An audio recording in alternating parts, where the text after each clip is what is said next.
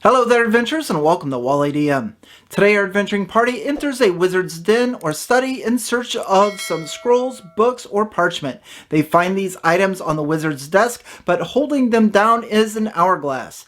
Now this ornate hourglass is lying on its side, and one side of the globe is filled with sand, and the other side of the globe is empty. Now, as they go to take and move that hourglass out of the way, that is when our trap is going to trigger. Today we're going to take a look at an alchemical mixture trap that can be very vicious to the players. Now this is something that you can find in Legends and Layers, Traps and Treacheries 2, and this trap is called Time's Up. Hey, do you need more traps and puzzles for your game? Then be sure to pick up my best-selling book, Wally DM's Journal Puzzle Encounters, available now on DriveThru RPG.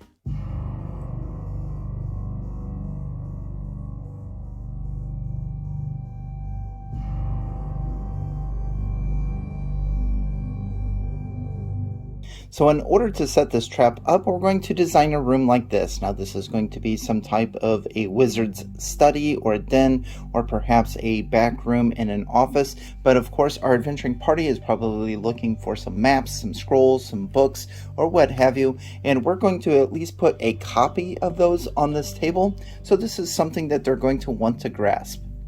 Now, as they come into this room, they're going to see all kinds of different things, but when we describe the table to them, we're going to say that there's a bunch of different scrolls and pamphlets and parchment on a table, and there is an hourglass that is lying on its side.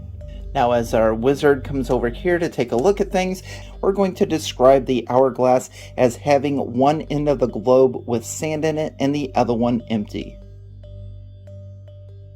Now, I think the most natural way to describe this trap to the players is to have this hourglass as if it is trying to flatten some scrolls.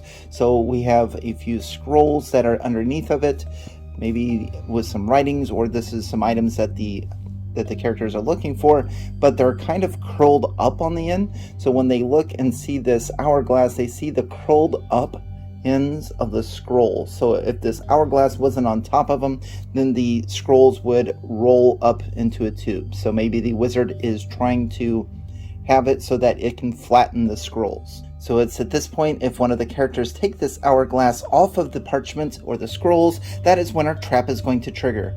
And we'll go over what happens with that in just a little bit. But let's say that our wizard takes some time to investigate and take a look at the hourglass without touching anything on the table. Then they're going to see two things. First thing they're going to see is they're going to see some very tiny pinholes in the middle of the hourglass. Now this is actually to vent or let some gases through. And the other thing that the wizard is going to see is that this other side of the hourglass is not empty, but there is a very clear liquid on the other side. Now, if any of the characters are proficient with alchemist tools, I would probably allow them a check to be able to determine that this is not sand, but it's some type of alchemical mixture. And if the clear liquid on that side and the mixture on this side are combined, then there could be some devastating effects. In fact, that is what our trap is. So if one of the characters moves this hourglass and just tilts it ever so slightly in one direction, then the clear liquid on one side and the compound mixture on the other is going to combine, and we're going to get some effects. Now, depending on which way they tilt the hourglass is going to determine the effects of the trap. So the first effect of the trap is if some of the clear liquid mixes in with the sand, then this is going to cause a 10-foot radius area of poisonous gas, and this gas is going to sift through all of these little holes. So anyone within 10 feet of this hourglass when it goes off is going to need to make a Constitution saving throw, and we're going to set that at DC 18. Otherwise they're going to become sick and nauseated, and if you want to throw in some poison damage, you could do that as well. Maybe 2d6 worth of poison damage for the length that they are in this 10-foot area. And if they remain within this 10-foot area, then perhaps they remain nauseated and continue to take damage for as long as this liquid keeps mixing in with the compound mixture on the other side. Now, to get a more violent reaction, if the compound mixture is dumped over into the liquid area, then our hourglass is going to explode, and we're going to have a 20-foot radius shattering of glass and metal. Now every character within the 20-foot blast is going to take 5d6 of piercing damage from the glass and the shrapnel. Of course, now if you'd like to allow your characters a saving throw, then perhaps a dexterity 15 in order to take half damage. That's going to be up to you as the DM. Now, of course, if this hourglass explodes, anything underneath of it, and that's going to include all of these scrolls or paperwork or books or whatever it is that the wizard was protecting, is going to be destroyed. Now, up to you as a DM, if just the poison portion of this trap is triggered, then there still could be some leaking or some steam that comes out from the middle of this hourglass that could still destroy the scrolls or the documents that are underneath. Now, if the players want to disarm the trap, the only way they're going to be able to do so is they need to move this without tilting it. They need to move it and keep it horizontal. So in order to do so, I think one of the ways to do that is if they just come up and move it and try to do it that way, then perhaps a sleight of hand is in order. And if they're going to do a sleight of hand, I'm going to set this really high because this is a delicate balance. So I'm going to put that at a sleight of hand 20. Keep in mind that they do not only have to pick it up and keep it level, but they also have to find somewhere that is nice and flat that they can put it on. I would also say that a mage hand would be a great way to do this.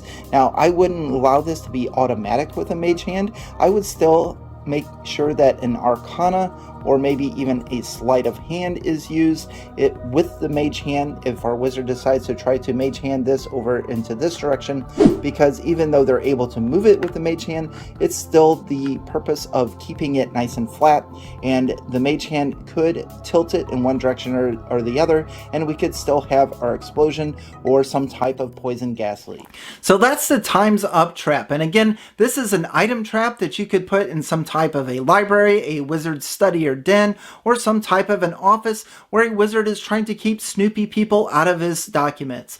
Now, I think this would be a lot of fun to run in a game, but don't forget to not tip your hand when the players first enter. You're going to explain to the players that they find a desk and it has some scrolls on it or some books that they find interesting. On top of that is an ornate hourglass that is on its side with sand in one bulb and the other bulb is empty, and it seems to be holding the scrolls out so they can flatten. Now, if the characters are wanting to know what's on the scrolls, the only way they're going to be able to do that is to remove the hourglass, and when they do, that's going to trigger the trap. But of course, if they want to investigate that hourglass before they move it and destroy everything, that would probably be a wise idea on their part. Now, I feel a spell like Mage Hand would be a great way to deactivate the trap. However, I would definitely make sure that I set a DC for either Arcana or Sleight of Hand, up to you as the DM, to make sure that they're able to hold that hourglass level without having one side spill into the other. Again, it is a very delicate balance, and even the slightest tip in one direction is going to set off a chemical reaction. So that's all I have for you today. What did you think of the trap? Is this something that you would use in your game? And if so, what would you do differently? And if you'd like to pick up Traps and Treachery 2, it's a great book. I'll put a link in the description below. Thank you very much for watching. We'll catch you in the next video, and on to the next.